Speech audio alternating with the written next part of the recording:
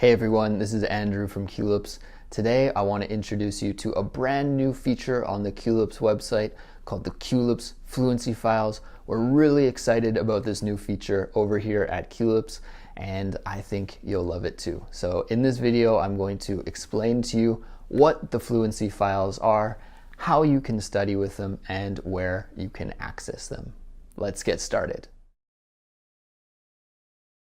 The Fluency Files are short audio stories that are designed for intensive and repeated study. If you used your imagination, I'm sure there are a billion ways that you could use to study with the Fluency Files. And you'll have lots of room to toy around and find the method that works best for you. But I'll highlight 5 ways that we suggest that you study with the Culips Fluency Files. Memorization.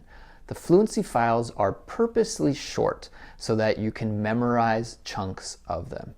Pick a couple of your favorite sentences each week and challenge yourself to commit them to memory.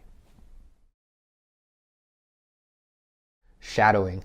Shadowing is a proven technique that has been shown to help improve pronunciation. If you don't know what shadowing is, then I suggest you Google it for more information, but essentially it's a listen and repeat technique where you are trying to copy the speaker as closely as possible. Repeated listening. I can't stress this enough. Repeated listening is so important. Studies have shown that if you want to learn new words from listening, you need many exposures to that word. And what better a way to get many exposures than repeated listening?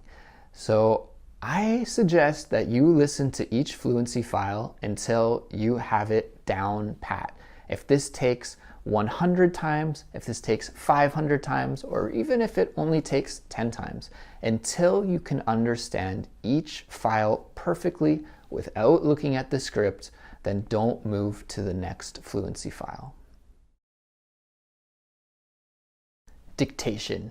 Dictation is listening and writing down what you hear. This is a great way for you to confirm if you are actually hearing what you think you're hearing. So once you do a dictation, you write down what you listen to, you can check it against the transcript and see what areas you understand perfectly and where you need to focus more attention.